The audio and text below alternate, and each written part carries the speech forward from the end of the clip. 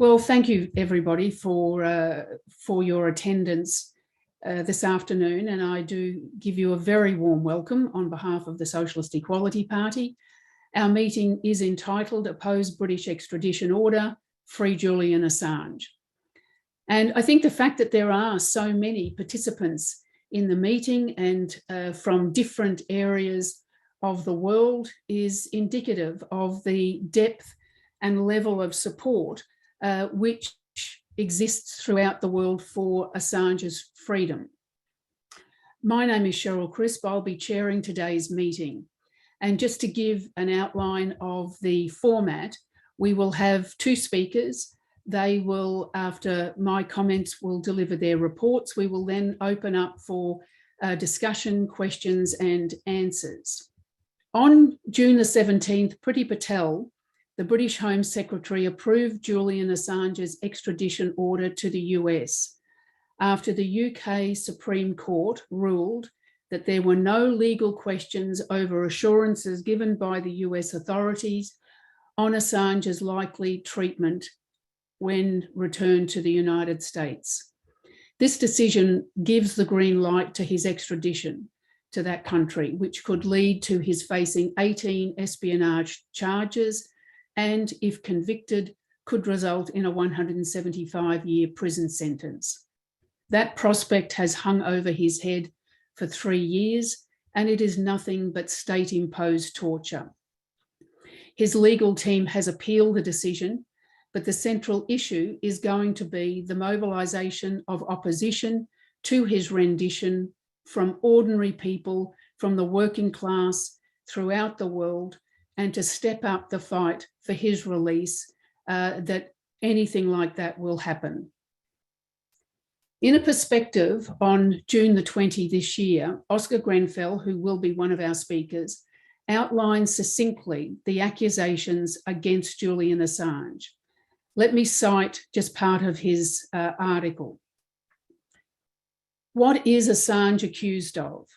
The American charges against him cover WikiLeaks' 2010 and 2011 publication of the US Army's Iraq and Afghan war logs, its Guantanamo Bay detainee files, and 250,000 diplomatic cables. The documents are one of the most powerful exposures of imperialist war in recent history. That the wars in Iraq and Afghanistan were about democracy and human rights has been proven entirely false. They were, in fact, bloody neo-colonial operations involving daily killings, torture, and mass oppression. The Afghan war logs detailed hitherto unpublished atrocities, from NATO bombings of school buses and weddings to the existence of a US hit squad tasked with assassinating opponents of the occupation. The Iraq war logs recorded the deaths of 109,000 Iraqis, 66,000 of them described by the US Army as civilians. 15,000 of those murdered would have left no trace in history but for Assange, because their killings had been completely covered up by the US and its allies. American soldiers gunning down civilians at military checkpoints, their contractors opening fire in crowded markets, the torture of thousands of detainees by the US puppet government were all registered in the logs as the norm, not the exception. The Guantanamo Bay detainee files exposed the global dragnet of the war on terror. The files showed that those being subjected to the most horrific forms of incarceration were overwhelmingly innocent civilians. The diplomatic cables revealed that the illegality of the wars was standard operating procedure for US imperialism all over the world. In their pages was proof of US sponsorship for innumerable dictatorships, the plotting of coups, the cultivation of agents in governments, friendly and hostile alike, and spying on United Nations officials. All of the revelations were summed up in the collateral murder video. The footage of US soldiers in an Apache helicopter gleefully gunning down a crowd of Iraqi civilians and 2 Reuters journalists. No other video in recent decades has played such a role in activating the mass anti-war sentiment that exists among workers and young people. Close quote. And we will show a portion of the video. Right in front of the Brad, about there 1 o'clock. Haven't seen anything since then. Just fucking, once you get on them, just open them up. Yeah, Roger. I see your element. You got about 4 Humvees out along this. You're clear. All right, firing. Line here. When the stage line, let me know when you have it. We'll shoot. Light them all up. 202 traffic, 260. Come on, fire. Hey, Roger. Keep shoot. Keep shoot. Bushmaster 2-6, Bushmaster 2-6. We need to move time now. All right, we just engaged all 8 individuals. Yeah, we got 2 bursts. We're still firing. Roger. Got him. 6 is a 2-6. We'll move, but we got 13. Oh, I'm sorry. Well, I was done. Bypass. God damn it, Kyle. All right. I hit it by heck.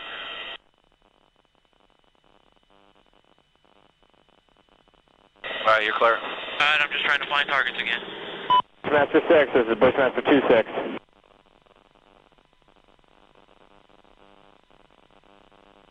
Got a bunch of bodies laying there. All right, we got about 8 individuals. Yeah, we got 1 guy crawling around down there, but yeah, we got definitely got some. Or shooting some more. Roger. So the video has achieved international recognition as one of the most damning exposures of US imperialism's filthy wars in the Middle East, wars that the Australian Labor governments of Hawke, Keating, Gillard and Rudd supported and participated in, as well as all the Liberal coalition governments. The decision by the British courts and the crisis-racked Johnson Tory government follows more than a decade of conspiracies by the US, British, Australian, Ecuadorian and Swedish governments to ensure Assange's rendition to the US. Just to go through what these governments have done. The United States, whose governments of Obama, Trump and Biden have pursued a deadly vendetta against Assange to silence the journalist and use his persecution as a warning to any others who would speak out, expose and inform. It is an attempt to intimidate and terrorise the population.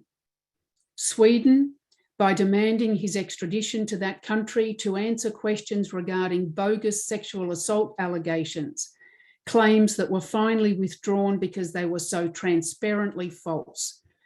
Assange's legitimate fear was extradition to Sweden was a pretext to being rendered to the United States. Ecuador, which after providing him with asylum, then withdrew it after 7 years under the pressure of both Britain and the United States, and then invited British police to physically drag him out and into Belmarsh prison. Britain, which at every step breached Assange's democratic rights by placing him first under house arrest, forcing him to seek refuge in the embassy, and then during the entire 7 years in which he was ensconced in that embassy, British police were deployed outside to seize him if he walked out. On being forcibly removed, he was then sent to Belmarsh prison, referred to as Britain's Guantanamo Bay. The British judicial system, the home of democracy, then dispensed with all procedural rights by jailing him for the maximum 55 weeks for breach of bail and then keeping him in prison without charge.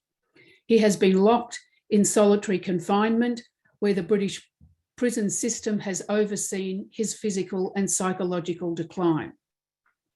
And then the Australian government, both coalition and Labor, who have abandoned an Australian citizen and refused to lift a finger to undertake any of the legal and diplomatic measures at their disposal to remove him from the clutches of the US government. While they have intervened to secure the release of other journalists and Australian citizens in overseas jails, Assange has been thrown to the wolves. Throughout this more than 10-year period, the only charge ever laid against Assange was breaching bail conditions when he sought refuge in the embassy. There were never sexual assault or sexual misconduct charges, and there has been no charges associated with the publication of leaked videos and documents, which of course has also been published by the New York Times, The Guardian, and the Sydney Morning Herald. So what is his crime? It is exposing the truth about the US war crimes in Afghanistan and Iraq to millions of ordinary people. There is no concern that the crimes were committed. Those who carried them out have never been charged or prosecuted, but the person who released its terrible images to the world is the one who faces lifelong incarceration. They are punishing Assange for revealing past crimes because they are perpetrating present ones and preparing for future crimes. The acceleration of his extradition has a great deal to do with the escalation of NATO war plans in Europe. Of course, that cannot be stated. In December 2010, the Socialist Equality Party held the first of what would be multiple public meetings, marches, and rallies in defence of Assange. Our parties throughout the world move motions of support from workplaces, schools, factories, and among young people. At that first meeting in 2010, we said that, quote, "The fury against WikiLeaks reflects the desperate sense within the ruling elites and their political representatives that they need to impose a stranglehold on the flow of information. They know that the crisis of their economic system and their attempts to impose its full weight on the backs of the working class are creating the conditions for an eruption of class struggles. Depriving such a movement of free information and political perspective is regarded as vital," end quote. The ICFI and the SEP, from the outset of the attacks against WikiLeaks and Assange, have consistently fought for the mobilisation of the working class to come to the defence of this courageous journalist. Plaintive appeals to politicians are a fruitless and bankrupt exercise.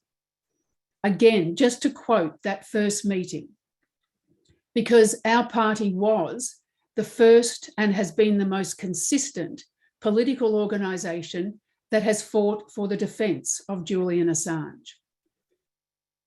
Quote, "Fundamental issues of democratic rights and the very survival of the internet as a medium for the free and frank exchange of information are at stake. From this standpoint alone, the working class has immense interests in the defence of WikiLeaks and Julian Assange. If the US capitalist state is able to destroy the website and imprison or kill its founder for leaking evidence of civilian killings in Iraq, massive atrocities in both Iraq and Afghanistan, and cables that shed light on the day-to-day reality of imperialist diplomacy, then the rights of all of us will have suffered a serious setback." And that was a prophetic truth, and that prediction has proven to be entirely apt, certainly in terms of the prosecution of war, but also, as has developed over the past almost 3 years, in regards to the pandemic of COVID-19. For the past 2.5 years, the world has experienced a health and medical crisis unparalleled for more than a century. Every single government, with the exception of China, has declared that eliminating the virus is impossible because of the impact on the stock markets, production, and profit. Therefore, it will not be eliminated. Lies have been abundant. We were told the virus was like a little flu, was not transmissible by or to children, was able to be controlled by vaccines alone, is now endemic, is a virus we must live with, and finally, that Omicron was mild and not just could, but should be allowed to spread.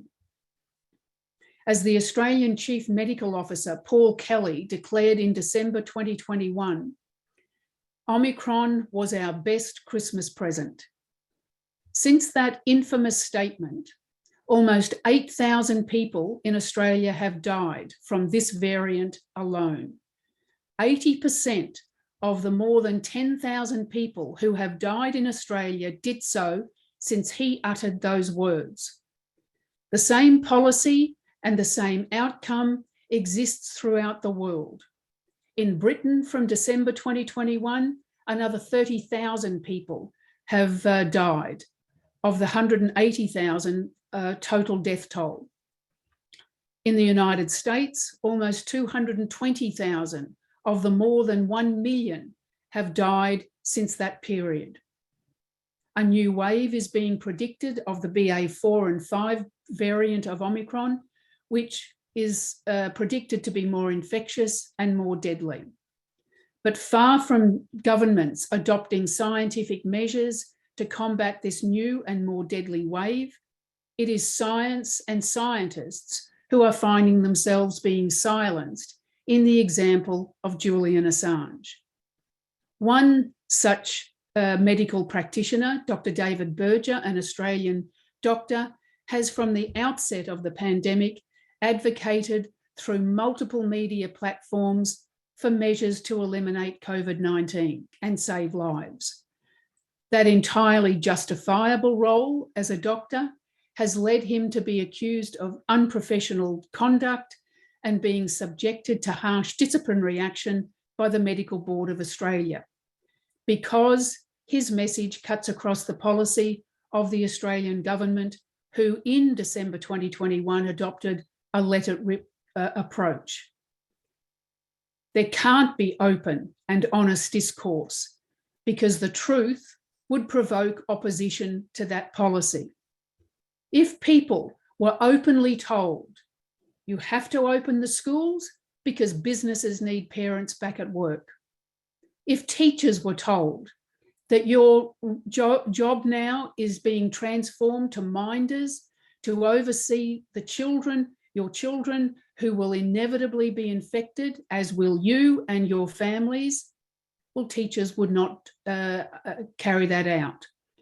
If health workers were told that they will have to work till they drop with intolerable hours, impossible patient-nurse ratios, and not enough hospital beds, and that will not change irrespective of how many people die, including health workers, there would be a rebellion.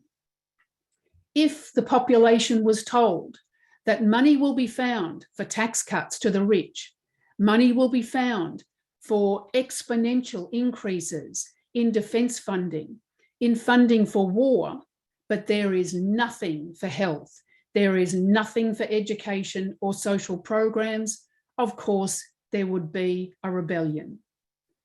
So let us ask, who was telling the truth? Those that said that masks aren't necessary, testing and contact tracing can be dispensed with, social distancing can go? The real thinking was blurted out by former Deputy Chief Medical Officer Nick Coatsworth, who dismissed the fact, acknowledged it, but dismissed the fact that Australia now has one of the highest 7-day average per million population death toll in the world. And he dismissed it because, as he said, quote, most of those dying are old.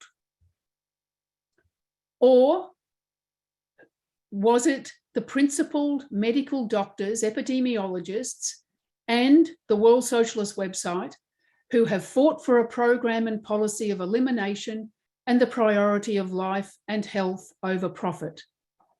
Is Dr. Berger being silenced because he lied, because what he said was wrong, because he was informing his readers of an incorrect outcome of this policy? No. just as in the case with Julian Assange. Dr. Berger is being silenced because he is telling the truth, and because that knowledge will arm and benefit the mass of humanity. The silencing of Julian Assange is because they want to silence all opposition to war, all opposition to the attacks being carried out against the working class, all opposition to the degradation of the environment by climate change. And that is particularly because they want to silence the mass of ordinary people. So it is on these matters that our two speakers today will address you. Our first, and I really would like you to give him a very warm welcome, is Eric London. Eric is a member of the National Committee of the US SEP. He is a well-known writer for the World Socialist website, and he has authored the book Agents, which is a exposure of the FBI and GPU infiltration of the Trotskyist movement in the 1930s, 40s, and 50s. Eric joins us from Detroit in what is the uncivilized time of 1 a.m. in the morning, and we do thank him greatly for his commitment to speaking at our meeting. And as I said, I'd like you to give him an especially warm welcome. Hello, Cheryl. Thank you, Comrade Cheryl, and greetings to everybody on this important meeting. I'm grateful for the chance to participate and to reassert to this international audience the Socialist Equality Party of the United States is intransigent opposition to the years-long persecution and prosecution of Julian Assange. The institution primarily responsible for everything that has happened to Assange is the government of the United States and its two component parts, the Democratic and Republican parties. Now, that does not excuse America's accomplices, especially, one must say, the Tory and Labour representatives of British imperialism, who are riding the sidecar in America's disastrous war with Russia, just like Blair did with George Bush on the road to Iraq. But the US government's role does merit special comment.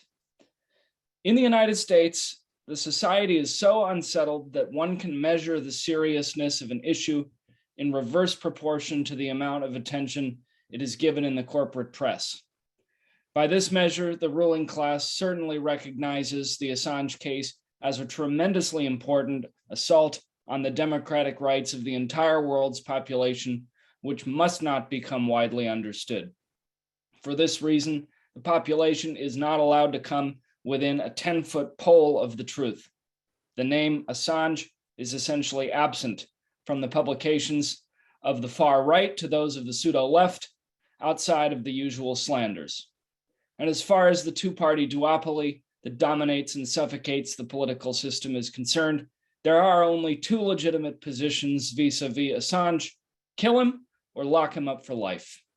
And each is basically given equal weight by the corporate media, while Assange's defenders are censored or barred from even running in the elections, as our party, the Socialist Equality Party, was barred on spurious legal grounds in 2020. You in Australia are well familiar with this type of anti-democratic culling of the parties of opposition from bourgeois public discourse. The US government has declared itself to be, as everybody knows, the world's arbiter of the meaning of the word democracy. In Ukraine, its fight for democracy entails giving hundreds of billions of dollars of equipment to neo-Nazis who wish that they were alive at the time of the Holocaust so they could have helped Hitler at Babi Yar. It entails backing a Ukrainian government that is effectively banning political parties and implementing a series of reforms to its labor law, which will abolish all workers' rights and transform workers into semi-conscript laborers. It means bringing the world to the brink of nuclear catastrophe with Russia, starving billions of people, and triggering mass hunger in the midst of the world's worst pandemic in centuries. And I think that the points that Comrade Cheryl has made on the relationship between the attack on Assange and the attack on the fight for a correct and true response to the pandemic is absolutely correct. In waging its war, the Democratic administration in the United States has made available tremendous resources, which it deprives from a population that is struggling to keep up with the rising cost of living after 3 years of a pandemic that has killed 20 million people worldwide. Who believes this is a war for democracy, any less than the war in Iraq was about weapons of mass destruction, or the war in Vietnam was about winning the hearts and minds of the people of that country? For over 120 years, American imperialism has staggered all over the world, wreaking havoc on the colonial peoples and the working class of its capitalist rivals, making the world safe not for democracy, but for Wall Street, in places like Haditha, Iraq, My Lai, Vietnam, El Mozote, El Salvador, and perhaps most urgently of all, Hiroshima and Nagasaki. The only corner of the world where the American ruling class seems unwilling and unable to fight for democracy is the place where it is needed most, in Washington, D.C., in the seat of American government power.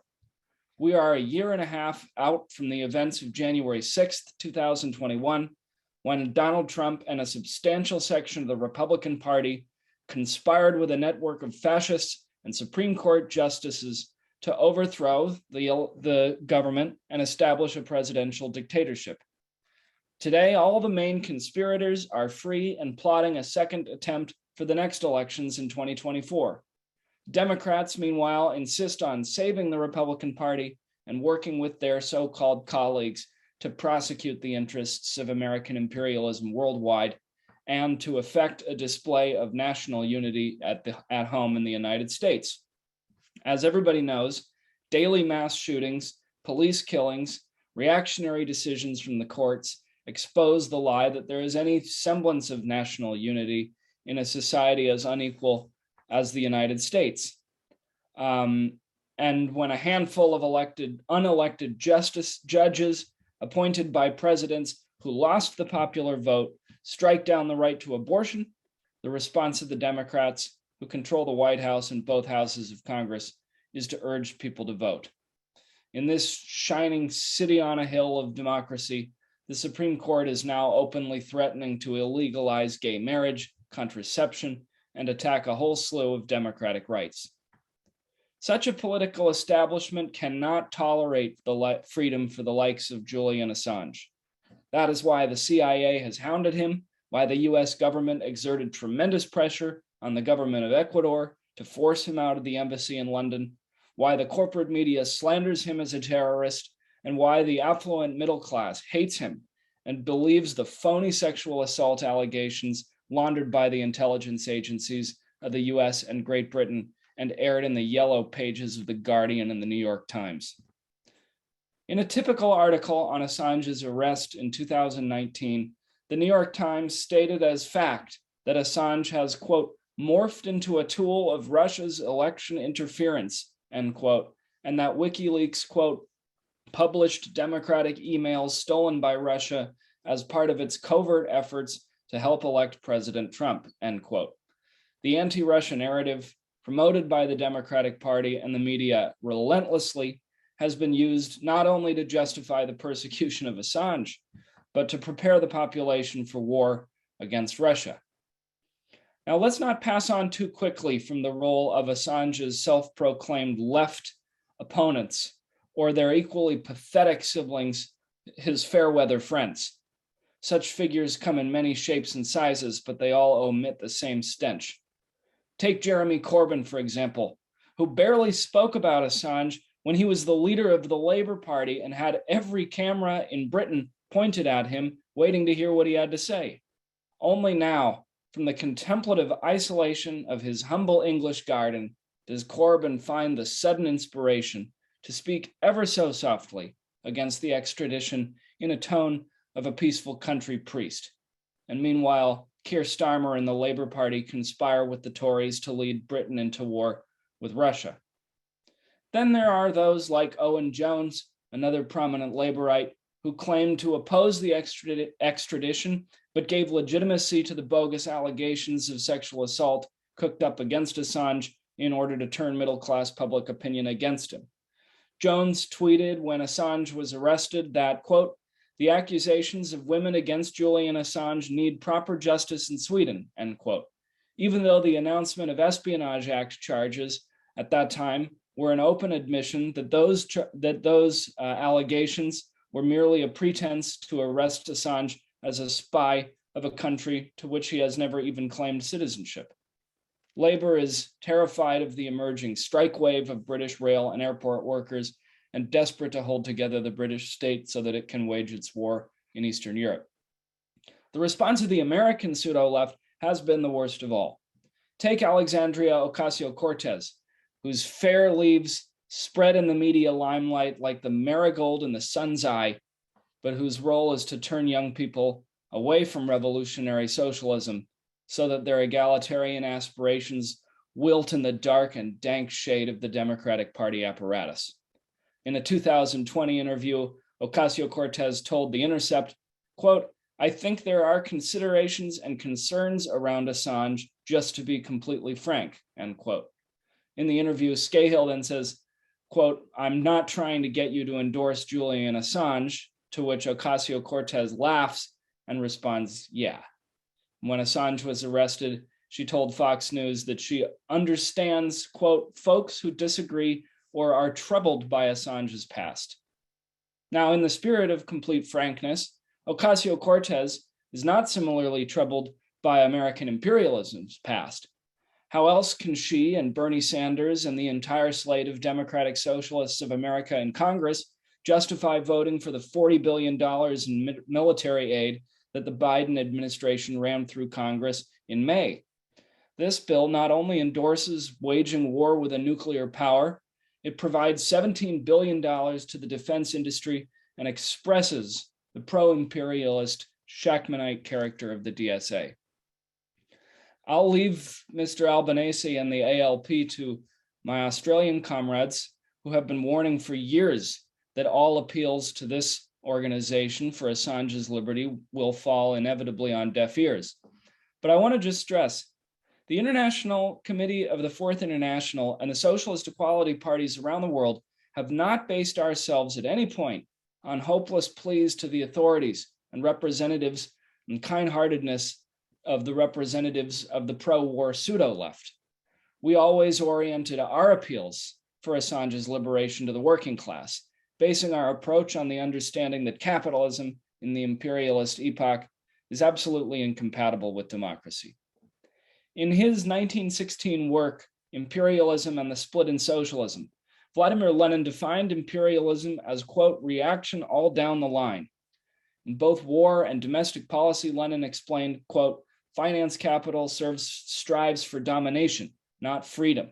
And the difference between the democratic Republican and the reactionary monarchist imperialist bourgeoisie is obliterated precisely because they are both rotting alive. The intensification of the war in Ukraine, the persecution of Assange, and the reactionary state of American politics are inextricably linked. In a 1948 book called The American Political Tradition, the historian Richard Hofstadter references a discussion that publisher Frank Cobb had with then-President Democrat Woodrow Wilson on the eve of Wilson's 1917 decision to enter the First World War. According to Cobb, Wilson, quote, said that when a war got going, it was just war and there weren't two things about it. It required illiberalism at home to reinforce the men at the front. We couldn't fight Germany and maintain the ideals of government that all thinking men shared, end quote.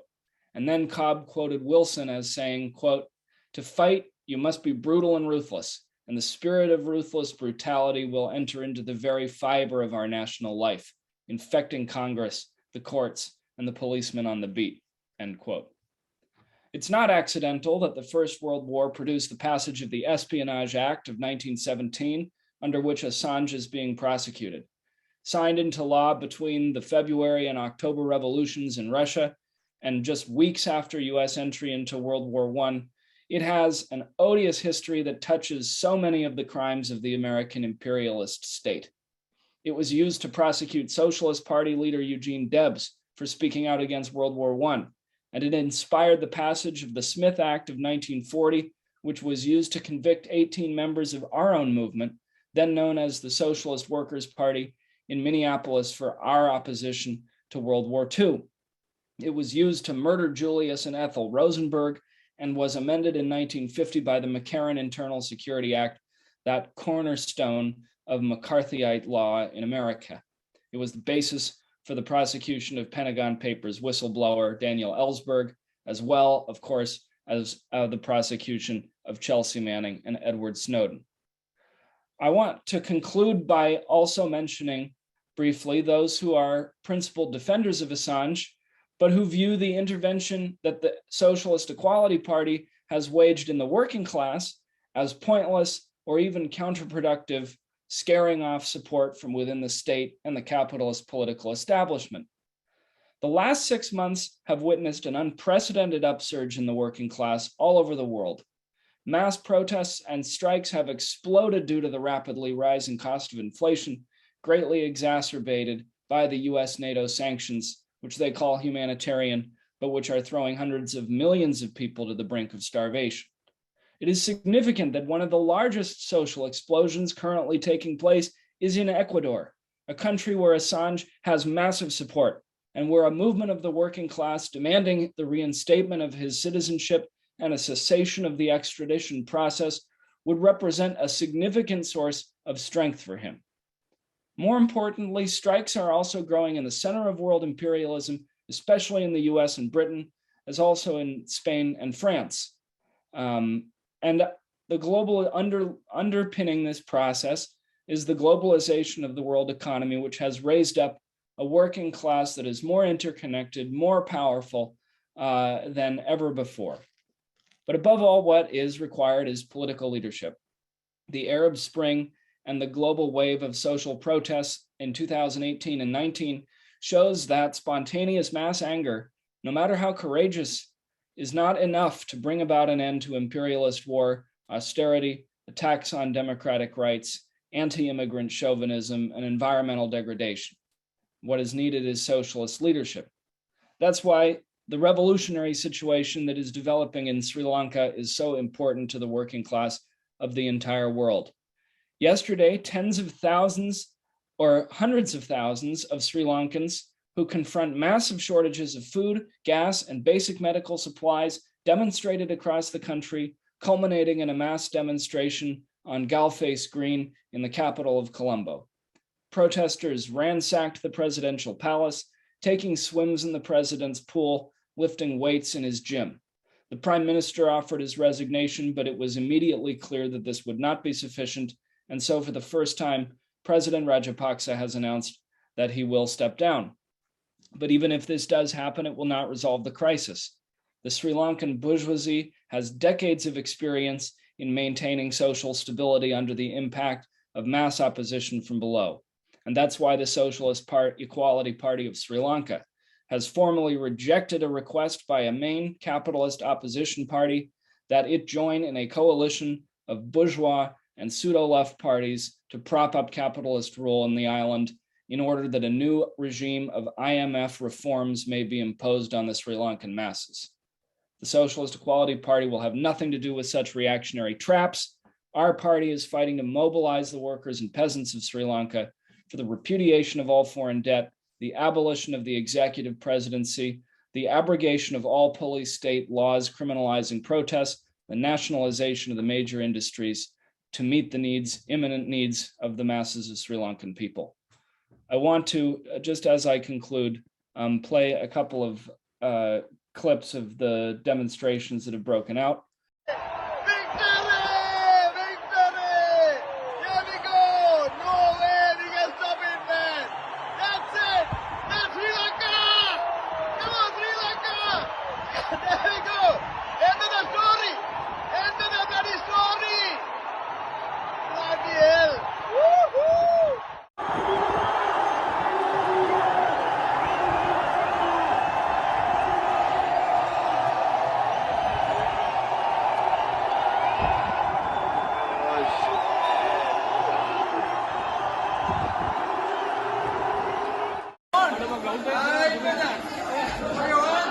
Maganda.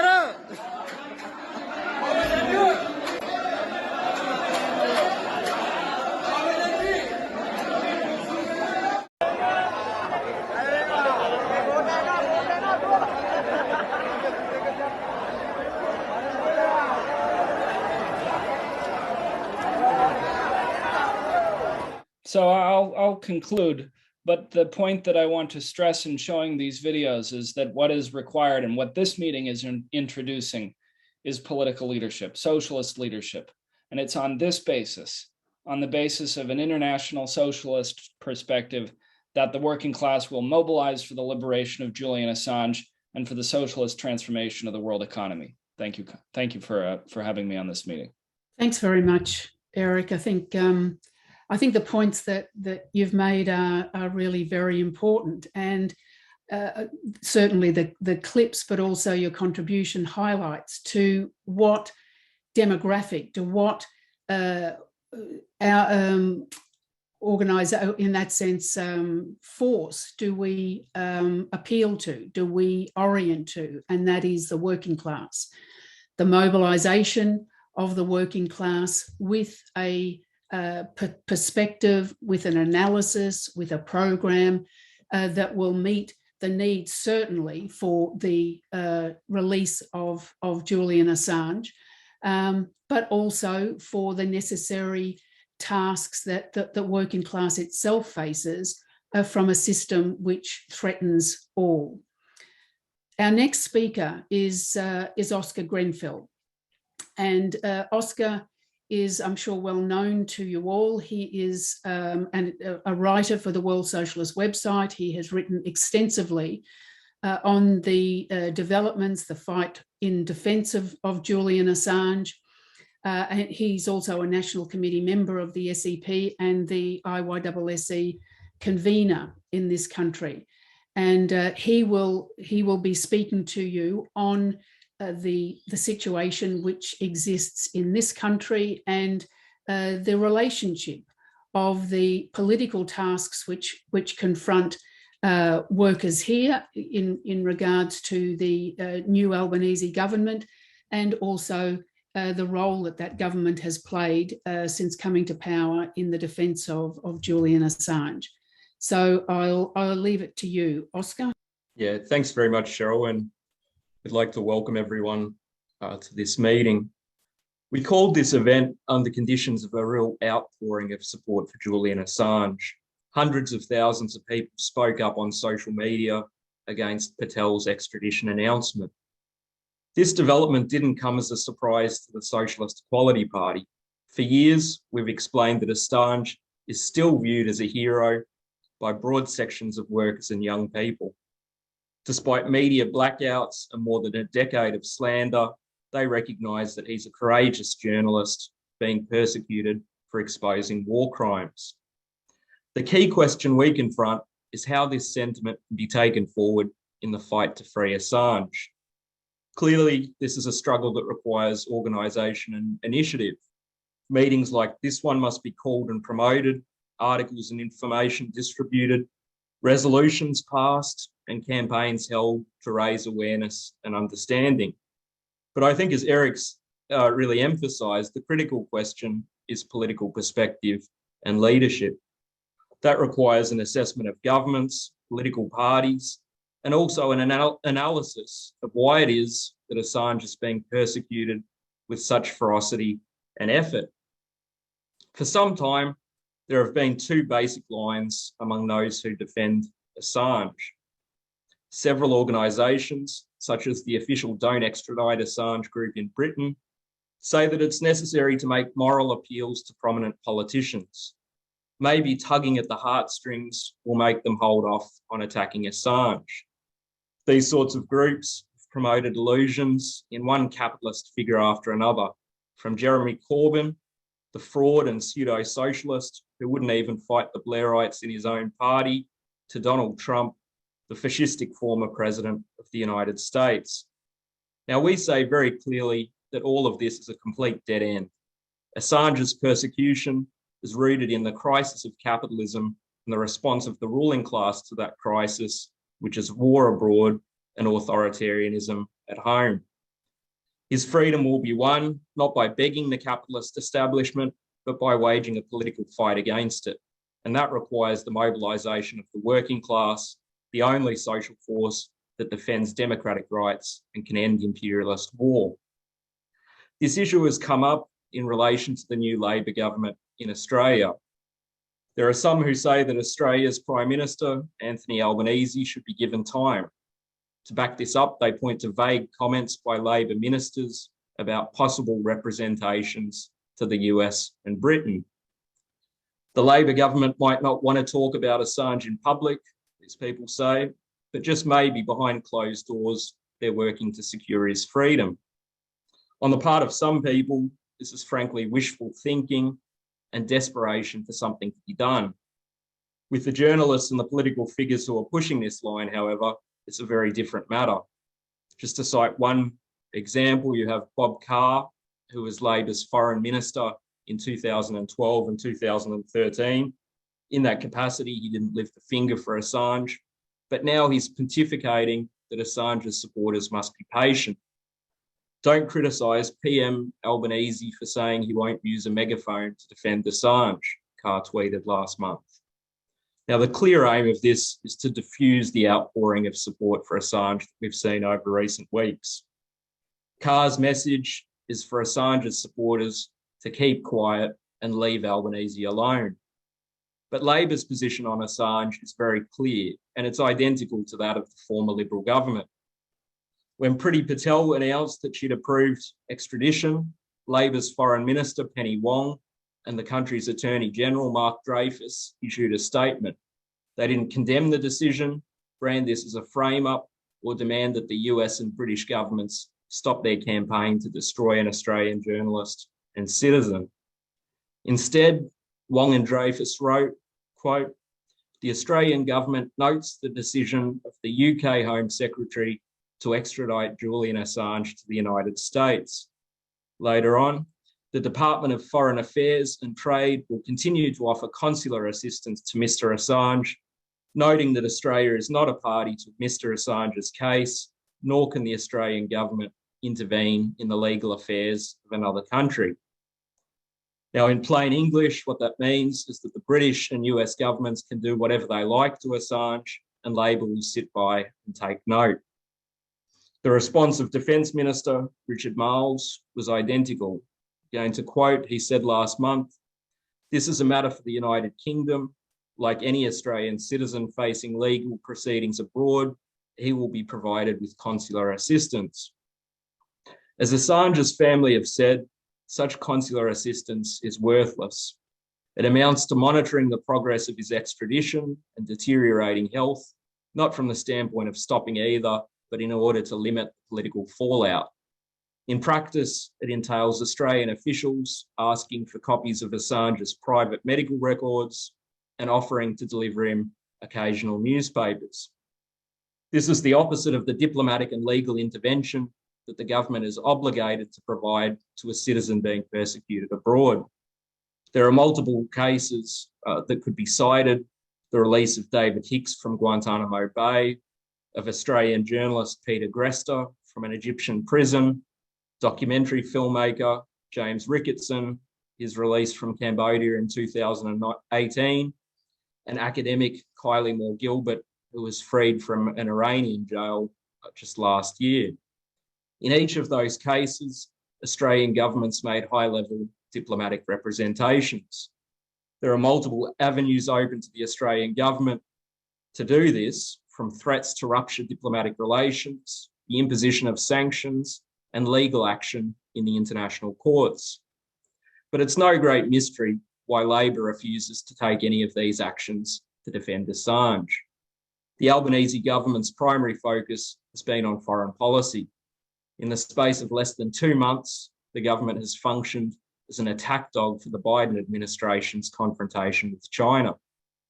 Albanese and his Foreign Minister Wong have met twice with Biden, where they've signalled their full support for American imperialism's plans to dominate the world through conflict with Russia and China. Wong has been on one trip after another, demanding that Asian and Pacific states line up behind the US war policies. Albanese attended the NATO summit in Madrid, which called for preparations to be made for nuclear war. He then visited Kiev and pledged $100 million to the US puppet regime in Ukraine and its war against Russia. Now, Labor is facilitating the continued persecution of Assange as part of its support for these new wars. The attempted US extradition is certainly an act of retribution, but it's also an attempt to set a precedent for the suppression of anti-war opposition as new and even greater crimes are being prepared. As Cheryl and Eric have explained, war abroad goes hand in hand with war at home. There's no fundamental difference between Labor's attitude to Assange and its hostility to the working class, which was being made to pay for the economic crisis and record military spending. Labor gave only a pittance to flood victims in New South Wales last week. At the same time, it's rejected across the board pay increases for workers amid skyrocketing inflation, and it says that the national debt will be paid for by cuts to healthcare and other social necessities. The other point that should be stressed about Labor is that it has a very long record in the Assange case. When WikiLeaks published the Iraq and Afghan war logs and 250,000 American diplomatic cables in 2010, the Labor government of Prime Minister Julia Gillard was in office. As US officials called for Assange's assassination, and then Vice President Joe Biden infamously branded him a high-tech terrorist, what did Gillard do? She falsely claimed that Assange had broken Australian laws and tried to illegally revoke his Australian passport. Now, we just want to show a brief clip of an interview Assange gave in 2011, I believe it is, on the role of the Gillard Labor government in his persecution.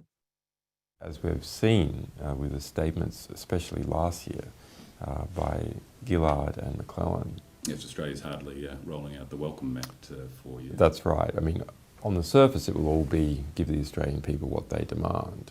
Underneath, it will be give the United States everything it wants. And we know that under the surface, in fact, there's not an Australian Federal Police investigation, but there is assistance being afforded to the United States. And that is something that really needs to come out.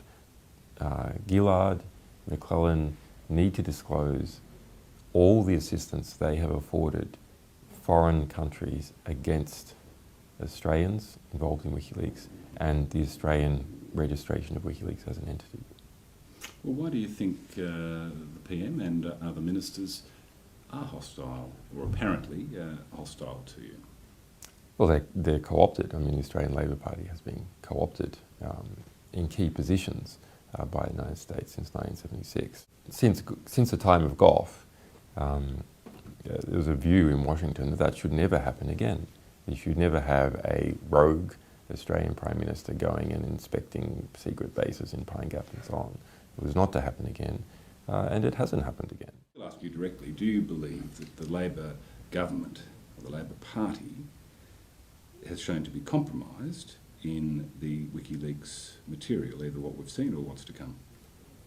It has been compromised, and the failure to remove Mark Adib is an example of that compromise spreading to others in the Labor Party. It is not just this individual. So you don't believe Adib is a...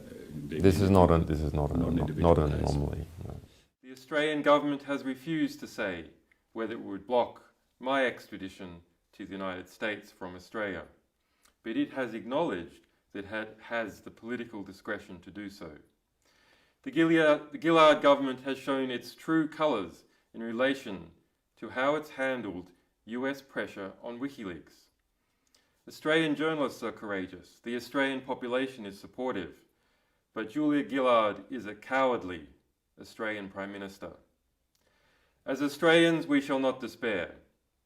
As long as we can speak out, as long as we can publish, and as long as the internet remains free, we will continue to fight back armed with the truth. No, I think those comments are very revealing. They refute entirely the claims that Australian governments can't intervene in the Assange case.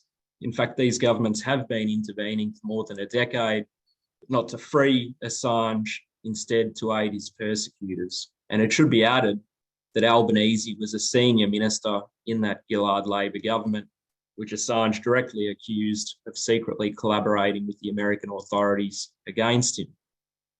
Labor and coalition governments, however, couldn't have thrown Assange to the wolves as they have without political assistance. The Gillard government was in a minority. It depended on a formal agreement with the Greens to stay in office. At the time, Greens leaders made mealy-mouthed statements over Assange, but they insisted that Gillard's role in his persecution would not affect their support for her government. Over the subsequent years, the Greens largely abandoned even limited references to Assange. For years and years, there was a conspiracy of silence in this country, which encompassed the media, including its left liberal wing, the trade unions, and the pseudo-left. In one form or other, all of these forces lent credence to the Swedish frame-up of Assange. The allegations of sexual misconduct were used to blacken Assange's name, to drive a wedge between him and the mass support he'd won from workers and young people, and to justify the abandonment of the WikiLeaks founder by political forces that were hurtling to the right. In 2012, for instance, just cite the Australian pseudo-left organisation Socialist Alternative declared, quote, Assange is wanted in Sweden for questioning over rape allegations. Those allegations should not be dismissed, as some of Assange's defenders have done out of hand. He should face questioning and be held to account if it transpires that he committed such an offence. Contrary to Socialist Alternative, the allegations could and should have been dismissed out of hand because they were a transparent political frame-up. That's certainly the position that was taken by the WSWS and the SEP from the outset.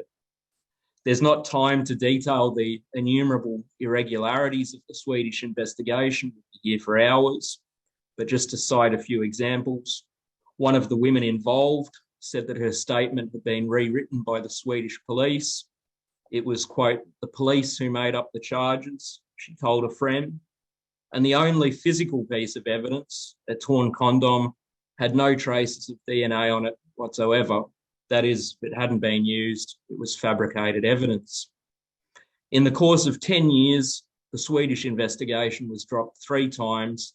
It never passed beyond the preliminary stage, and Assange was never charged. Just quickly, we have a timeline here as a slide, which I think is very revealing. On July the 26th, 2010, WikiLeaks began publishing the US Army's Afghan war logs, exposing massive war crimes. On August the 10th, so 2 weeks later, it was reported in the press that Obama had asked US allies to draw up charges against Assange as retribution for the publication. 10 days after that, on August the 20th, the 2 Swedish women went to the police asking for Assange to be compelled to take an HIV test. In response to this very unusual request, the police rewrote this statement and sought to concoct a criminal case. The first prosecutor who looked at it said that there was no case to answer on Assange's part, but then mysteriously on September the 1st, the Swedish investigation was reopened. I think one doesn't have to be a genius to recognise a connection between these events. Really, all that was missing was the insignia of the CIA. The pseudo-left's support for this dirty tricks operation was not a mistake. These organisations represent an affluent layer of the upper middle class, obsessed with gender and race, which they use to advance their own selfish interests within the framework of capitalism. They're pro-imperialist parties, having supported the US-led regime change operations in Syria and Libya, and now the proxy war against Russia in Ukraine. The Assange case has exposed the entire political establishment. The parties of government, whether Labor or Liberal National, are implementing a program of war, authoritarianism, and an onslaught on the social rights of the working class. The trade unions, the Greens, and the pseudo-left have no fundamental differences with these policies. Their role is to trap social opposition within the existing setup. But while capitalism and its representatives are hurtling to the right, the working class is moving to the left. For years, we've raised that the fight for Assange's freedom must be based upon the mobilisation of the working class. Certainly, there were some people who said that this was unrealistic, perhaps an expression only of outdated Marxist dogmas. But this perspective has been proven to be the only realistic and viable one. The working class is entering into struggle against the very governments persecuting Assange in the US, Britain, and in Australia as part of a major upsurge globally. In this country, over the past few weeks alone, there have been mass strikes by nurses, teachers, bus drivers, and disputes involving many others. The critical issue for defenders of Assange is to turn to this emerging movement. We must explain the connection between Assange's plight and all of the social and democratic rights of the working class. The attack on Assange is, above all, a precedent for frame-ups and victimisations on a far broader scale, particularly targeting anti-war opposition and the struggles of the working class. That's why it's urgent that workers and young people take up the fight to free Assange as a spearhead of the struggle against war, austerity, and capitalism itself. Thank you. Thanks very much, Oscar. Before we proceed, I just wanted to let everybody know that we have participants from Australia, the US, Germany, New Zealand, France, Norway, Hong Kong, and Canada.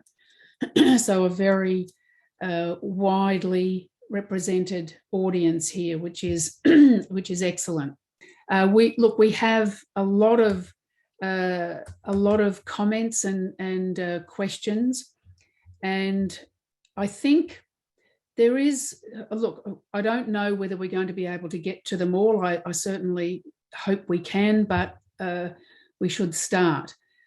I think one issue that has come up, which I think would be helpful to address, is a comment that, it was particularly articulated by Kerry, who I think has left the meeting. She said, "Sorry, but I'm leaving this webinar. If you wanted to discuss the links between the COVID response and Assange, you should have said that was about the webinar. That was what the webinar was about.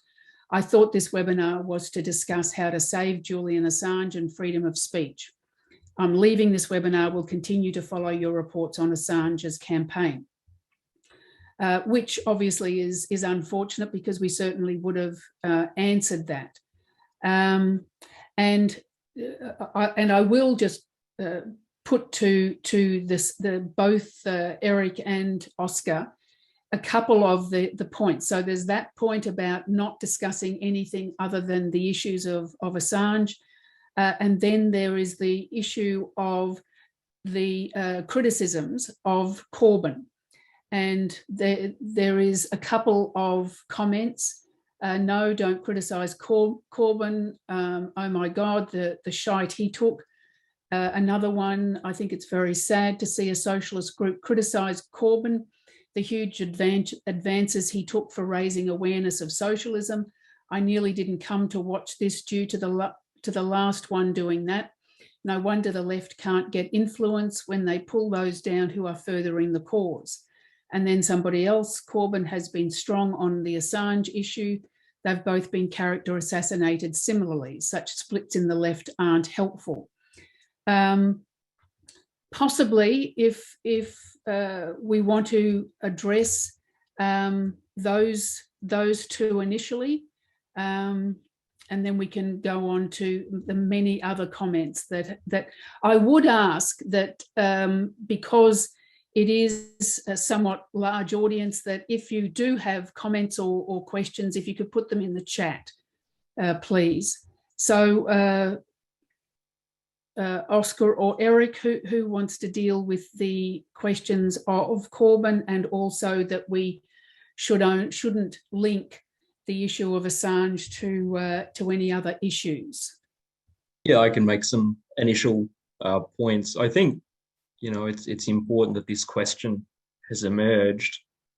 First of all, we've never viewed the Assange case as a single issue separate from what's taking place more broadly. This is a political case. It's being prosecuted by the governments of the United States, Britain, Australia, with the support of the corporate media.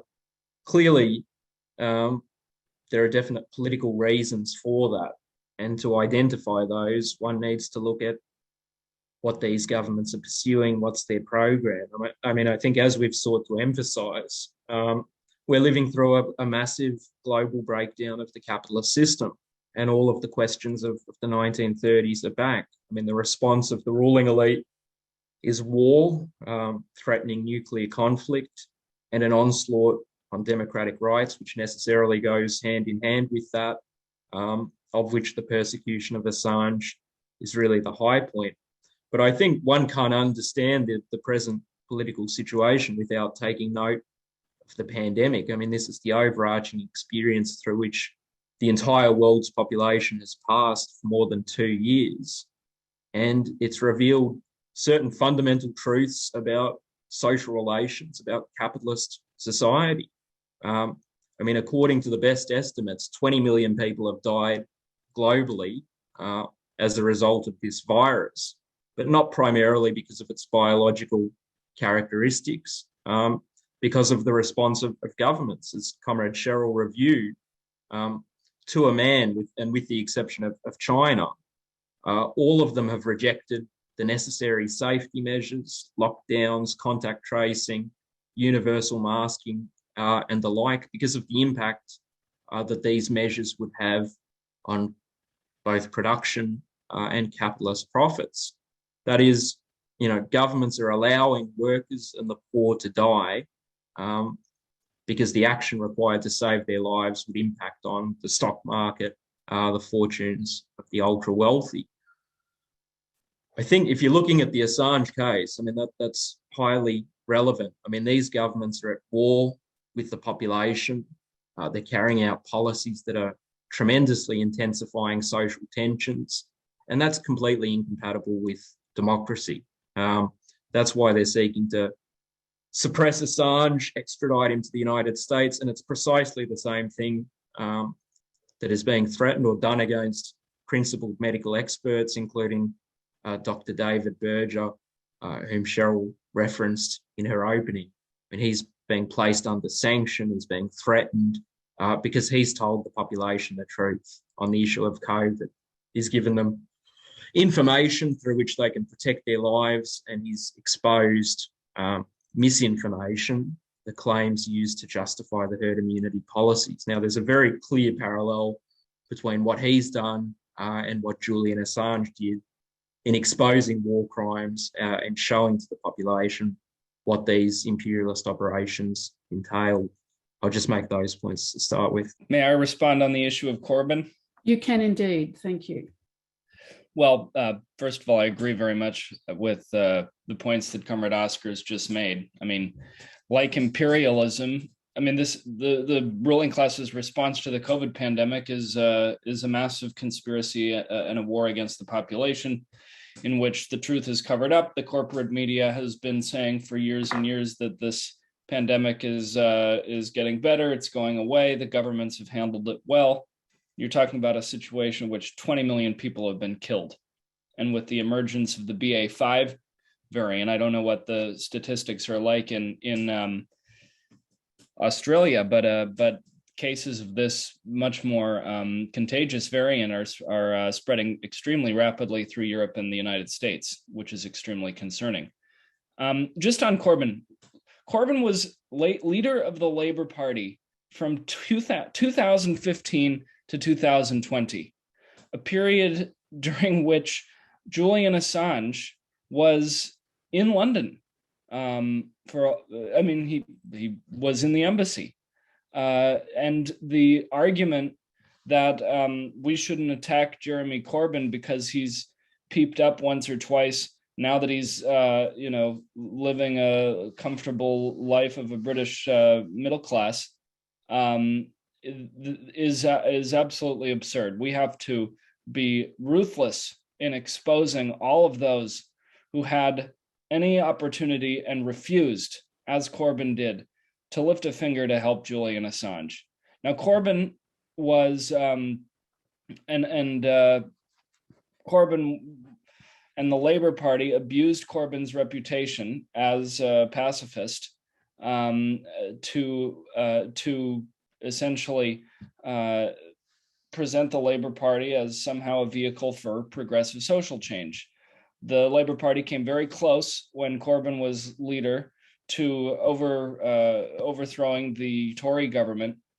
And in the course of the 5 years of Corbyn's role as leader of the Labour Party, he proceeded to allow the Blair faction to carry out a ruthless purge of all of his supporters on the basis of completely bogus claim that they are, by criticizing the Israeli slaughter of the people of Palestine and the apartheid police state that exists in Israel, purged all of Corbyn's closest supporters all the way down to the local branch level in the entire country.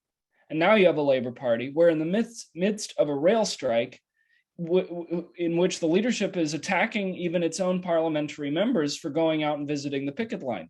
I mean, this is the Labour Party. This is an imperialist, pro-war party. And when it came to power, there were thousands of people chanting, who believed that Jeremy Corbyn represented an opportunity to reverse, if one could use that term, the absolutely catastrophic policies of the British government in Iraq and Afghanistan, which now the Labour Party has just completely carried through on an even more reckless, and one has to say, staggeringly, well, I guess reckless is the right word, waltzing into a war with a nuclear armed power. And that's the Labour Party. That's the Labour Party that Jeremy Corbyn has left Britain with. That's the Labour Party that he has helped to create by refusing to lift a finger to stop the attacks by the Starmer Blair wing on even his own supporters. So that is the dynamic. This is a capitalist politician, and we as socialists we're ruthless in opposing people like him who had every opportunity and to do something to defend Assange and who didn't. And if there are those who think that we should be satisfied now that Corbyn is out of any connection to power and now he's speaking out on Assange, well, that only makes it worse. And so I think that the World Socialist website has a lot to be proud of in terms of our opposition to Corbyn. I just see a comment from someone saying Corbyn wasn't prime minister.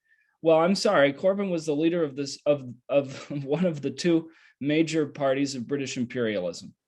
We didn't expect him to do anything that wasn't characteristic of that party, and I think that the videos that have been shown about the ALP are and their connection to the American intelligence agencies are absolutely correct and critical here. Yeah, just a brief supplementary point. I mean, we have documented very concretely Corbyn's history on the Assange case. There's an article which we can post in the chat. Jeremy Corbyn and the political dead end of the official Don't Extradite Assange campaign by Comrade Thomas Scripps in Britain, that was published last year. What he explains is that, sorry, I'm just looking. Yeah, in the course of over a decade, Corbyn has published 8 tweets on Assange. Between 2012 and 2019, Corbyn didn't mention Assange once, either on social media or anywhere else. That's a period of, almost 7 years. And then he did tweet on April the 11th, 2019, when Assange was dragged out of the Ecuadorian embassy by British cops. He just said that extradition should be opposed by the British government to the United States. But within days, he'd effectively changed the position. He said that Assange should be extradited to Sweden, which of course was always a smokescreen for sending him on to the United States. And then, there was a British election at the conclusion of 2019. Throughout that campaign, Corbyn did not mention Assange once. That was on the eve of the extradition hearings. That was under conditions where Corbyn had a mass national and international audience. and he ensured the conspiracy of silence around Assange's plight was maintained and enforced. So he's an individual who played a really despicable role in this case, and his comments, now that he's a figure essentially of no political significance, are a sop to Assange's supporters. They're not going to have any impact on the fight for his freedom, and they're a cover-up of this record. Thanks, Oscar. Look, there is much to that can be added to the very good answers that Eric and Oscar have presented, but there is other questions and comments and points that I think would be important to address. We have one of our listeners who says that it's sad that no Australian government, especially the current one, supports Australians who are willing to speak the truth, who are willing to speak out against such crimes that are committed by any military from any nation, which I think is worthy of comment. The same person also, basically just to paraphrase, that they have no idea about right wing or left wing or isms, and that most political isms could work if it wasn't for corruption. As they say, all I do know is what is right and what is wrong. I feel that very little will change unless the people of whatever nation are willing to stand up and be counted. All I know is the people of our beautiful world must get organised and stand up as one so that we all have a future. Our children and our children's children will have a future as our past ancestors have had a right to life. What point is there to speak the truth to authorities if all one gets is to be locked up? And then another comment from Miriam, who says corruption is the origin of all evil. We have a worldwide corruption problem. If we don't recognise this and nobody demands justice and freedom for Assange, nothing will change. They try to throw the key away.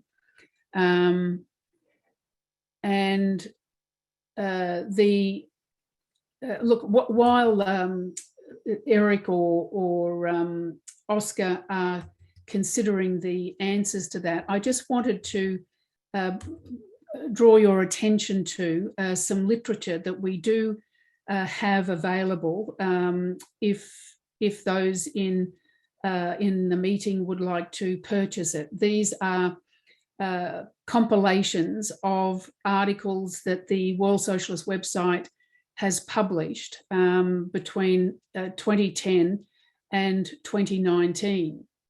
So that is a period, obviously, of almost 10 years. These are two of our pamphlets. They're $5 each. They can be accessed through mering.com.au to order. And I think they are very important, both compilation, but also a timeline and the consistency of the World Socialist website, the SEP and the International Committee in our intransigent defence of Julian Assange, and our role of highlighting, first of all, why he is being attacked, why he is being persecuted, because it is not. I mean, to answer the question as to why Assange is being persecuted, why he is being, as is being put in jail and basically with the key thrown away, is directly bound up with all the political and economic and social attacks that are being carried out against the working class as a whole. Assange highlighted the truth of the wars in Iraq and Afghanistan.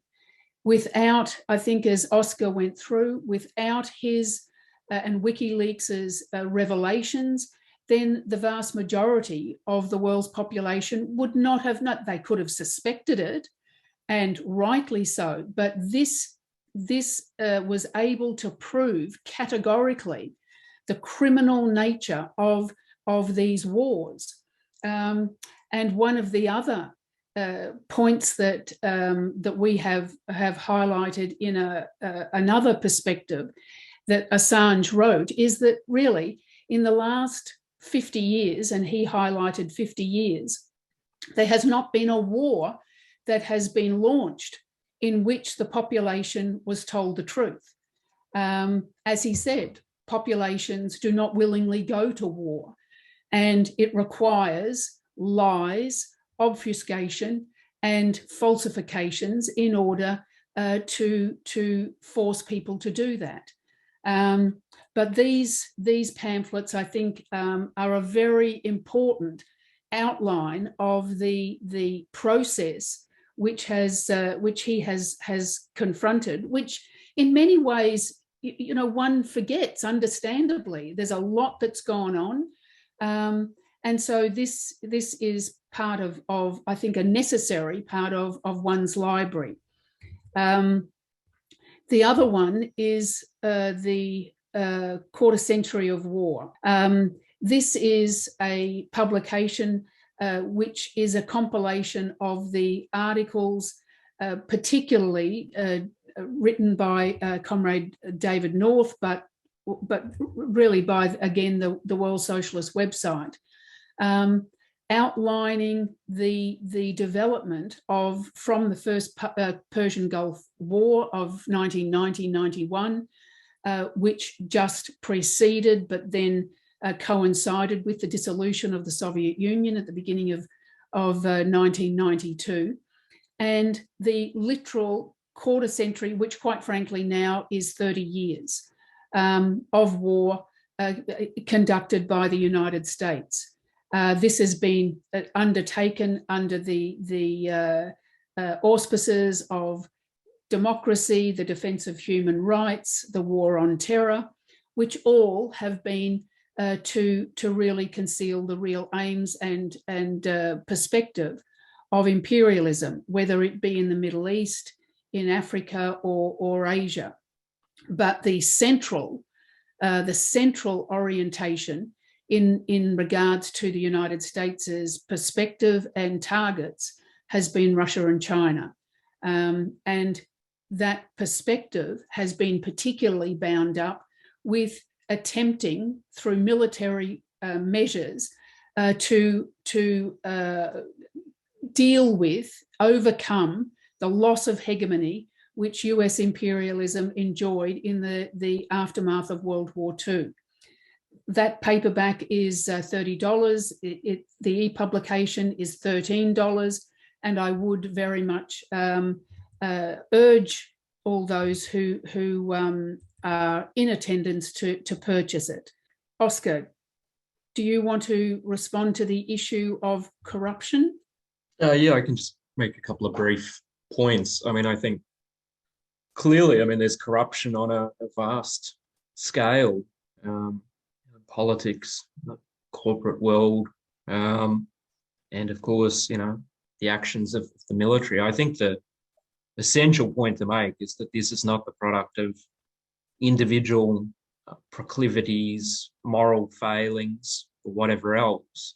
I mean, the point is we live in a society which is a capitalist society. Everything is dictated by the profits of the ultra wealthy, and the stock market. Of course, that results in corruption. The issue then is not removing one politician or another, or replacing business leaders with other supposedly more ethical CEOs. I mean, the issue is a struggle against the capitalist system itself. I mean, that's where raising, you know, the necessity for a socialist perspective at a meeting such as this is not introducing an extraneous issue. That, you know, it emerges very directly from the Assange case itself and the political situation that we're all living through. I mean, what's being revealed on every front is that the most basic social and democratic rights of working people are incompatible with a society dominated by the banks, big business, and a military intelligence apparatus, vast military intelligence apparatus. So certainly what we advance is the fight for workers' governments and for socialism. And we think the working class needs to take political power here and internationally and begin reorganizing society to meet social need, not private profit. I mean, that's the way to end corruption, to guarantee democratic rights, and also to establish social equality. There's really not any other way forward. Okay, so then there was the question that we had on that Nokia 5.4 raised, not so much on the question of the Australian government, but the issue of the political perspective, or as they put it, isms, what the significance of those are. So, Eric, if you wanted to deal with that, that would be good. First, just to respond to that question, I mean, let's take a step back and look at the situation that the world is currently in. There is, just today, the World Socialist website published an article noting that the American government and the NATO powers have declared that the bridge connecting Crimea with the Russian landmass is fair game as a military target. This under conditions where the Russian government has made statements indicating that it is prepared to fire missiles at the decision-making centers that are outside of Kiev, a prospect which may trigger Article 5 of the NATO Convention, which would lead to nuclear exchange between the United States and Russia. And the question of Julian Assange comes into play because the fundamental principle, even beyond the person involved, as critical and as critical as that is, and the role that Assange as an individual has played, is the issue of, does the population of the world have any right to know what the imperialist powers are planning? Does the population of the world know how close the world currently is to nuclear war, which would be the end of human civilization? And the source of this war is capitalism. Yes, it is an ism. Capitalism, imperialism. Those are the sources of this war. It's not greed, it's not corruption. Those are also byproducts of a society which is divided into classes, the two main ones being the capitalist class and the great masses of the population, the working class. The war in Ukraine is a product of the contradiction between the nation-state system and the international character of production. And only the working class is capable of resolving that contradiction. Only the working class is capable of stopping war and preventing nuclear holocaust. All over the world right now, in country after country, masses of working people are entering into social struggle on a level that has not been seen in 100 years, since the revolutionary upsurge that took place in the aftermath of the October Revolution in Russia. The question then is the direction that that movement will take. Will it acquire a leadership and an understanding that it isn't just fighting this or that politician, it isn't just fighting this or that price increase, but it is confronting an ism, capitalism. And to the extent that we, the defenders of Assange, those who are on this meeting, those who have fought for him, those who have fought to expose the lies, the attacks against him, the garbage character of the sexual assault allegations, etc., have an obligation, yes, to orient themselves not to Corbyn or Alexandria or Ocasio-Cortez or this or whatever the next flavor of the day is that the imperialist powers try to throw up as proof that you can change the system, when in reality that everybody is coming to realize that you cannot. So for us, the fundamental question is, what is the leadership going to be for this emerging global movement of the working class? Now, you saw those videos in Sri Lanka. And everybody remembers watching the videos of the Arab Spring demonstrations when 40, 50, 60% of the entire populations of countries like Tunisia and Egypt were demonstrating in the streets, bringing down dictatorships that looked like they were rock solid in the days before. And that's going to happen. It's going to happen in Australia. It's going to happen in the United States. It's going to happen in the United Kingdom. And the question is, will that movement acquire a degree of self-consciousness over the historically progressive role that the working class is to play in society? That is the fundamental question, not unity with the capitalist politicians who are the ones who have locked him up in the first place, but unity from below, unity of the working class, regardless of race, regardless of nationality, regardless of religion and sexual orientation or whatever. But a powerful, united movement of the working class that aims to defend democratic rights and the likes of figures like Julian Assange by attacking the source, capitalism. And that requires socialist revolution. That's the only way that Assange can be protected. That's the only way that world war can be prevented. And that's what the perspective of the Socialist Equality Party is aimed at achieving. Thank you. Thank you, Eric.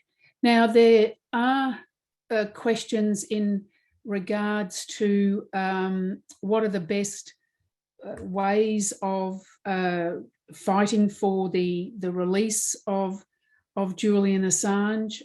Andreas has raised the issue of the fact that so many laws have been broken in the incarceration and prosecution of Julian Assange. Why can't they countersue? What are the best actions to give Assange the best chance of release? And I mean, those sorts of questions. There was a point, which I can't find now, a comment that the unions had not raised the issue of Assange at all, which is absolutely true. It is completely true. And so, you know, I think it would be worthwhile if we wanted to address that, why, and for want of being criticised again, but I mean, the unions have not raised the defence. They have, including in most cases, the media unions, they have not raised the certainly no campaign has been waged for his defence. And quite frankly, neither have the unions raised the protection and defence of their own members against COVID-19. That is the connection. It is not a mistake in regards to Assange. It is not that they feel that there is, you know, some underlying reason why they wouldn't defend Assange, because that would mean coming into conflict with the government. It would mean the risk of unleashing a movement of opposition against those governments and organisations that have participated and are complicit in his incarceration and his persecution. I mean, they have, quite frankly, no concern about his health and well-being, and neither do they for their members. How else can it be explained? These are not organisations that defend the interests of the working class, and so they would not defend and do not defend the interests of Julian Assange, who speaks the truth and who speaks to inform broad sections of people about what goes on behind closed doors, what goes on that the media refuses to report. And so again, I think the very questions that are arising show the connection between why the government has launched such, a really murderous attack against Julian Assange, just as they have done against ordinary people in this country. I mean, 10,000 people have died from COVID-19, not because this is not a virus that could not be stopped. not because mankind is incapable of doing it. I mean, as I have raised many times before, man can fly to the moon. We can walk on the moon. We can send probes to Mars. We can find all sorts of knowledge in the depths of the sea and on Earth. But we're told that a virus is incapable of being eliminated, that the protection of ordinary people, including children, including the elderly, every person whose life has been transformed in one way or other by this virus, that's impossible, that's a lie. And so the connection between the fight for the truth and the defense of Julian Assange is bound up with the necessary understanding that in that sense, the truth is revolutionary. The truth, knowing the truth, which is why capitalism attempts to hide it, to prevent ordinary people from knowing it, to present lies, because they're protecting a system which is profoundly, in its crisis, threatening the very existence of mankind.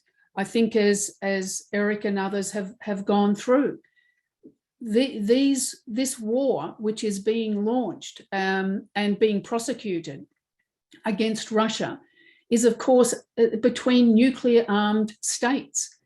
China is a nuclear-armed state. The United States is the largest nuclear state in the world. There is now a risk and a threat which confronts mankind, which unless the working class fights for the overthrow of capitalism, then no matter what the opposition and struggles will be, without a political perspective, without a leadership, those struggles will not, as Eric went through in regards to the Arab Spring and the uprising in Egypt, be successful. And so I think that the issues that many of our listeners have raised, which, all right, you might disagree with elements of how we approach this. That's fine. Where else are you going to have an opportunity to raise your disagreements? Where's the meetings of workers, of union members, of areas of factories where ordinary people can discuss, put their opinions, have a discourse, have a discussion, work out what is the best approach? Where is that possible? It is only through the auspices of the Revolutionary Party. And that's bound up with perspective. That's bound up with a political program. Our orientation is to the working class and the education and the political development of the working class. There's a question from somebody about a resolution that we can get union branches to adopt.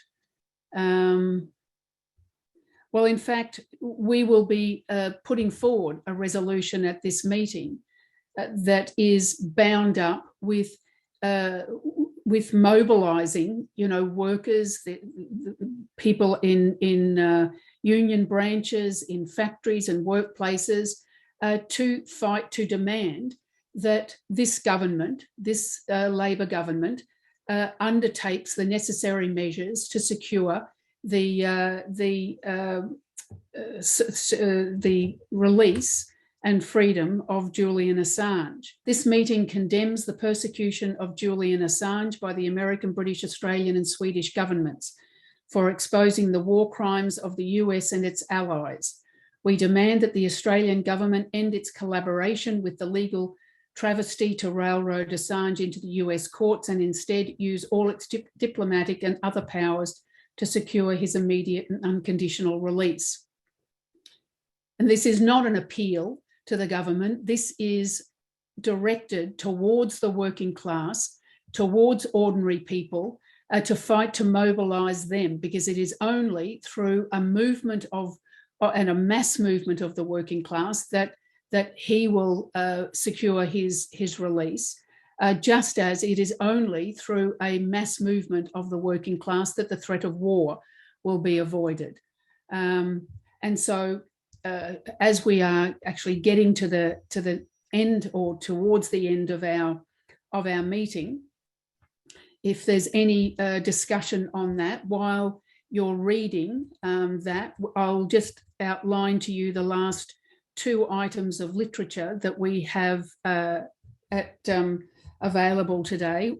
So this, as I raised initially, is Comrade Eric's book. It is called Agents, and it is a exposure and a investigation into the infiltration of the Trotskyist movement as I said, in the 20s, 30s, 40s, and 50s by the GPU, by the FBI, and is bound up with the investigation of security in the Fourth International, which itself exposed and revealed the murder of Leon Trotsky on August the 20th, 1940, in Mexico at the hands of the Stalinist bureaucracy. This is a very accessible, it is a very informative and really extraordinarily important expose of the measures by both these intelligence agencies of the Stalinist bureaucracy and of the US government to infiltrate and really destroy the Trotskyist movement, the Socialist Workers' Party. It's $20, its EPUB version is $6.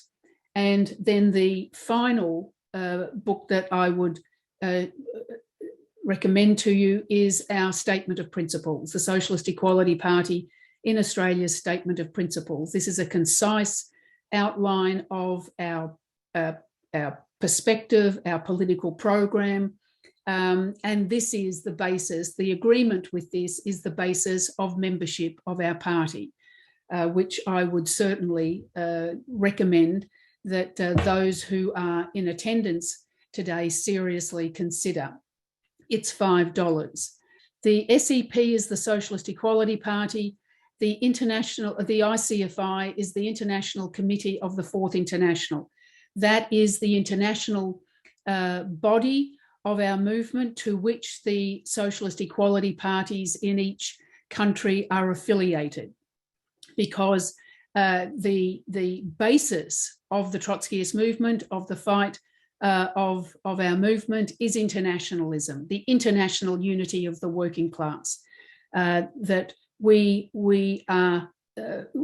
represent the fight of the working class on a world scale, and behind that class will be the liberation on the basis of the overthrow of capitalism, the liberation of the productive forces from the confines of national-based economies, of private ownership of the means of production, and for a socialist perspective.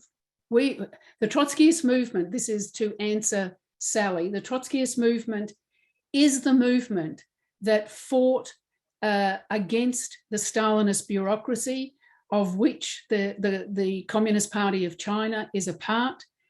It was Trotsky and the left opposition, which was formed 100 years ago next year, that led the fight against the degeneration which took place in the Soviet Union, which itself was bound up with the isolation and the defeat of the revolutionary struggles that had taken place in Germany, in Britain, in China, throughout Europe in the 1920s. Of course, we oppose the political perspective of the Chinese Communist Party in regards to its role in the elimination of COVID and the attempt to foist the responsibility and the blame for COVID from a conscious leak from the Wuhan lab. That has been refuted, that has been entirely debunked. but the issue of, I mean, the working class in China will have to deal with the Chinese Communist Party, and the issues that it confronts there. And so anyway, I think it would be good. I mean, I think I've answered some of the questions. The resolution that we want to put, which I will read again: this meeting condemns the persecution of Julian Assange by the American, British, Australian and Swedish governments for exposing the war crimes of the US and its allies. We demand that the Australian government end its collaboration with the legal travesty to railroad Assange into the US courts and instead use all its diplomatic and other powers to secure its immediate and unconditional release. So with that, I will put that to the vote. We'll just put, if everyone can put their hands up, well, we certainly have a majority. There's 75, 75, 76, 84 who have, including the panelists, as well as those who are saying yes. So I think we can categorically declare that motion is passed. And so I do thank you all very much. I think it is an important expression of the feeling and the support which exists amongst broad sections of the population, who are unable to really express that in the form of the political formations which exist in this country today. Look, I think we will start to wind up now, but before you go, I do want to highlight one of the other elements of the silencing which the political administration and formations and elite have undertaken is through the deregistration of political parties in the lead up to this election. This was done by trebling the necessary membership that was required in order to be able to have one's name, to have a political party's name in the election. Our party, who actually does value and puts a great deal of emphasis and importance on membership. Electoral members are not just names on a piece of paper. They are those who support the fight of the Socialist Equality Party and fight for its right to stand under its own name in elections. And so nevertheless, we were deregistered. We stood. We got more than 10,000 votes in the Senate in New South Wales, Queensland and Victoria. And they were, as we have said many times, entirely conscious, not just conscious votes, all our votes are conscious votes, but determined votes, because they had to find us on the ballot paper. And so what we would appeal to you to do is to become an electoral member. Sign up. Our sign-up form will be put on the screen, and play a role in the fight for the SEP to be able to be heard in elections, for a socialist perspective to be available clearly to the electorate. And so I would certainly urge you to do that. But most importantly, if you agree with our program, if you agree with our political perspective, then I very, very urgently advise or call on you to become a member of the SEP and play the role which Trotsky outlined in the formation of the Fourth International, and that is the resolution of the crisis of revolutionary leadership. There is no lack of opposition which exists internationally. There is no lack of willingness of workers to fight. What there is required is a perspective, a political program, and a party, and that's what we fight to build. And so I very much thank you for your attendance, for your comments, your questions, your interaction. It was a very engaged audience, and we really do appreciate that. We will certainly let you know. We will post this on the World Socialist website, and we will certainly let you know of the next meeting that we will hold. But thank you very much for your attendance.